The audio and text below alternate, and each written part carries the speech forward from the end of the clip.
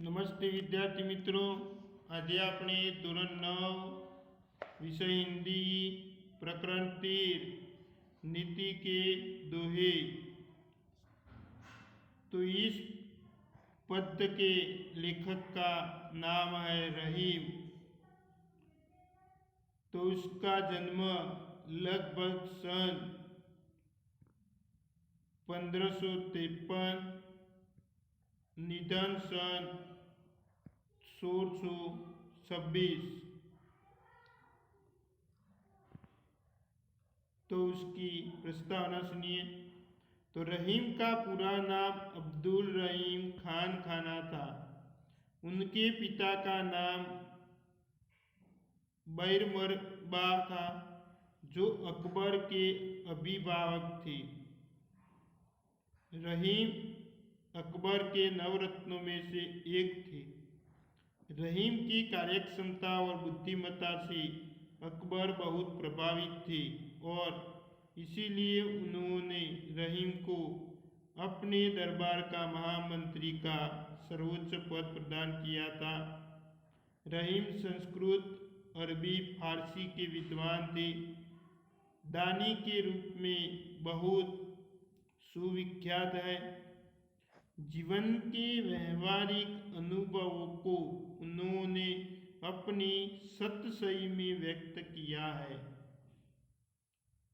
तो प्रथम दोहे में परहित की भावना, दूसरे दोहे में सही संबंध की रीत और सच्चा प्यार, तीसरे दोहे में छोटी चीज का महत्व, चौथे दोहे में सही दीनबंधु की बात की गई है, पांचवें दोहे में कड़वे वचन बोलने वाले की स्थिति का वर्णन है और छठवें दोहे में उत्तम व्यक्ति की प्रवृत्ति, सातवें दोहे में बिगड़ी हुई बात को छोड़ देने की, आठवें दोहे में धैर्य का महत्व तथा अंतिम दोहे में किसी से मांगना नहीं चाहिए, इस बात पर कोई उद्धृत किया है। तो अब पढ़ेंगे दोहे। तरुवर फल नहीं खात है, सरवर पिपही न पान, कही रहीम पर काज हित, संपत्ति सुजही सुजान। लेकिन रहीम जी કહે છે કે વૃક્ષ પોતાના ફળ ખાતા નથી અને સરોવર પોતાનું પાણી પીતું નથી, એવી જ રીતે જ્ઞાની મનુષ્ય પરોપકારને માટે જ ધન સંપત્તિનો સંગ્રહ કરે છે। એટલે કે રહીમજી કહે છે કે વૃક્ષ પોતાના ફળ ખાતા નથી અને સરોવર પોતાનું પાણી પીતું નથી, એવી જ રીતે જ્ઞાની મનુષ્ય પરોપકારને માટે જ ધન સંપત્તિનો સંગ્રહ કરે છે। હવે આપણે જોઈએ બીજો દોહો। कही रहीम संपत्ति सगे, बनत बट बहुत बहु रीत, विपत्ति कसौटी जे कसे, तेही सोचे मित। लेकिन रहीम जी કહે છે કે જ્યારે મનુષ્ય પાસે સંપત્તિ હોય છે ત્યારે લોકો વિવિધ રીતે તેના સગા બની જાય છે, તેની સાથે સંબંધ જોડે છે, પરંતુ વિપત્તિ રૂપી કસોટીમાં જે ખરા ઉતરે તે જ સાચા મિત્ર છે।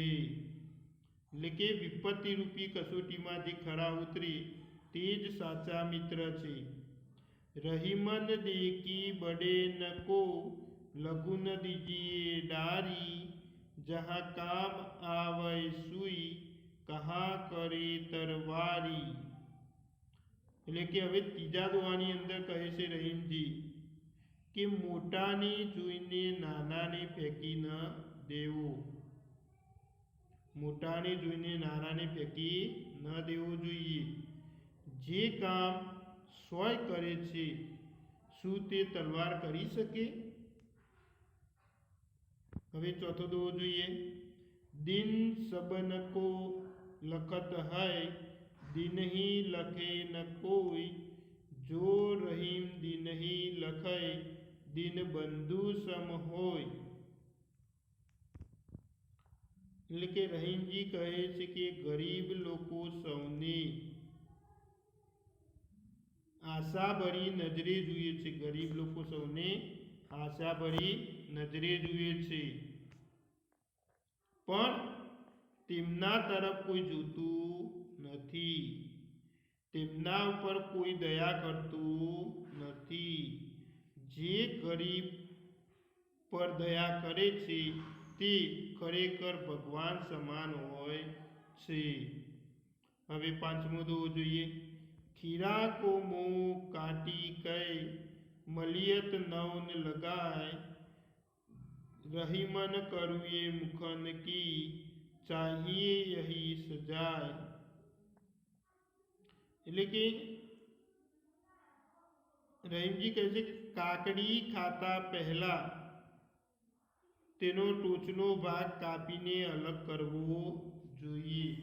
કાકડી ખાતા પહેલા તેનો ટોચનો ભાગ કાપીને અલગ કરવો જોઈએ. પછી કાપેલા ભાગ પર મીઠું લગાડવું જોઈએ. રહીમજી કહે છે કે કડવા મોઢાવાળાને આ જ સજા મળવી જોઈએ. કડવા મોઢાવાળાને આ જ સજા મળવી જોઈએ. કાકડી ખાતો પહેલો તેના ટોચનો ભાગ કાપીને અલગ કરવો જોઈએ અને પછી કાપેલા ભાગ ઉપર મીઠું લગાડવું જોઈએ. એ જ રીતે કડવા મોઢાવાળાને આ જ સજા થાય છે. છઠ્ઠો, જો રહીમ ઉત્તમ પ્રકૃતિ કા, કરી सकत कुसंग, चंदन विष व्यापत नहीं, लपटे रहत भुजंग. એટલે કે રહીમજી કહે છે કે ઉત્તમ સ્વભાવના લોકો ખરાબ સ્વભાવમાં રહે તો પણ તેમના ઉપર કશી અસર થતી નથી. ઉત્તમ સ્વભાવના લોકો ખરાબ સ્વભાવમાં રહે તો પણ તેમના ઉપર કશી અસર થતી નથી. જેવી રીતે ભયંકર ઝેરી સાપ ચંદનના વૃક્ષ પર વીંટળાયેલા રહે છે, પરંતુ ચંદનમાં ઝેર ફેલાતું નથી. એટલે કે જેવી રીતે ભયંકર ઝેરી સાપ ચંદનના વૃક્ષ પર વીંટળાયેલા રહે છે, પરંતુ ચંદનમાં ઝેર ફેલાતું નથી. હવે જોઈએ સાતમો દોહો. बिगड़ी बात बने नहीं, लाख करो किन कोई, रहीमन बिगर दूध को, बधे न माखन होय. એટલે કે રહીમજી કહે છે કે બગડેલી વાત લાખ પ્રયત્નો કરવા છતાં સુધરી શકતી નથી. જેવી રીતે ફાટેલા દૂધમાંથી જમાવેલા દહીંને ગમે તેટલું વલોવામાં આવે તો પણ માખણ નીકળતું નથી. રહીમજી કહે છે કે બગડેલી વાત લાખ પ્રયત્ન કરવા છતાં સુધરી શકતી નથી. જેવી રીતે ફાટેલા દૂધમાંથી જમાવેલા દહીંને ગમે તેટલું વલોવામાં આવે તો પણ માખણ નીકળતું નથી. હવે આઠમો દોહો જોઈએ. રહીમન વિપદાહુ ભલી, જો થોરે દિન હોય, હિત અનહિત યા જગત में, જાની પરત સબ કોઈ.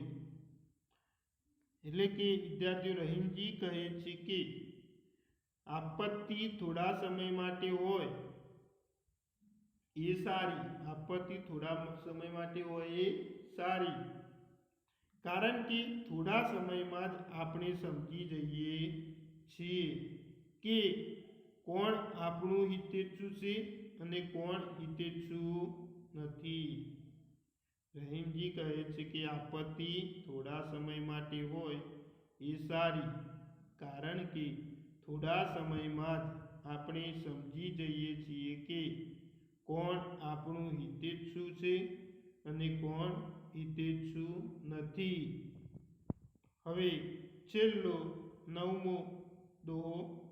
રહીમન વે નર મર ચુકે, જે કહું માગન જહી, ઉનસે પહેલે વે મુએ, જીન મુખ નિકસત નહીં. એટલે કે છેલ્લા દુઆની અંદર રહીમજી કહે છે કે તે મનુષ્યો એટલે કે જીવતા હોવા છતાં મરેલા જ છે. તે મનુષ્યો જીવતા હોવા છતાં મરેલા જ છે. જેઓ બીજાને દરવાજે માગવા જાય છે, પરંતુ તેમના કરતા પણ પહેલા તેઓ મૃત્યુ પામેલા છે.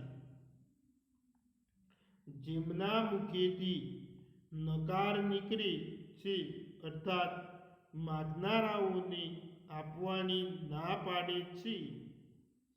જેમના મુખેથી નકાર નીકળે છે, અર્થાત માગનારાઓને આપવાની ના પાડે છે. તો ફરી એકવાર અનુવાદ જોઈએ છેલ્લો. તો રહીમજી કહે છે કે તે મનુષ્યો જીવતા હોવા છતાં મરેલા જ છે.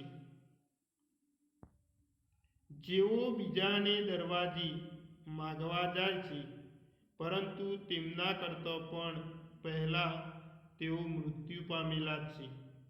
જેમના મુખેથી નકાર નીકળે છે, અર્થાત માગનારાઓને આપવાની ના પાડે છે તેઓ. તો વિદ્યાર્થીઓ, દોહા સમજવા.